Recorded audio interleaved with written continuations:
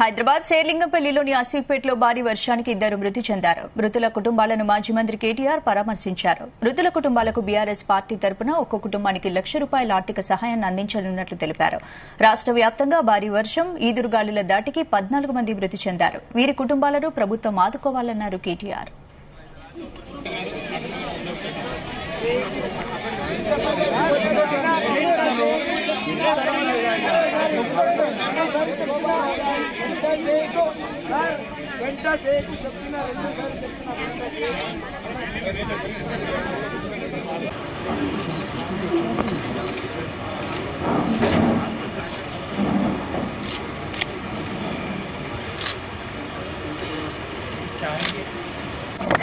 దురదృష్టవశాత్తు ఒక 51 ఏళ్ల అడ్వకేట్ గారు, అదేవిధంగా ఒక 3.5 సంవత్సరాల వయసు గల ఒక బాబు, నిద్రపోతున్న బాబు, ఇద్దరు కూడా దురదృష్టవశాత్తు మరణించడం జరిగింది.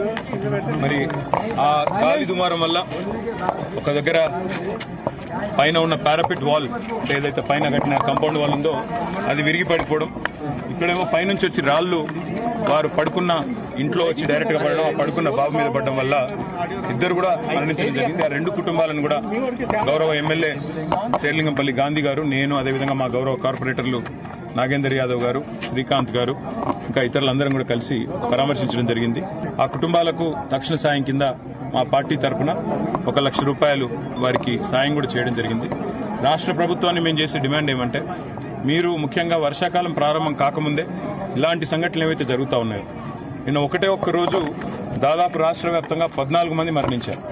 ఈ 14 మందికి కూడా తప్పకుండా రాష్ట్ర ప్రభుత్వం వెంటనే స్పందించి ఒక్కొక్కరికి ₹10,00,000 చొప్పున మరి వారి మరణించిన కుటుంబాలకు తక్షణ సాయం చేయాలని, ముఖ్యంగా హైదరాబాద్లో దాదాపు 1,00,000 డబుల్ బెడ్రూమ్ ఇళ్లు మేము కట్టి అందులో ఒక 60,000 దాకా కేటాయించున్నాం.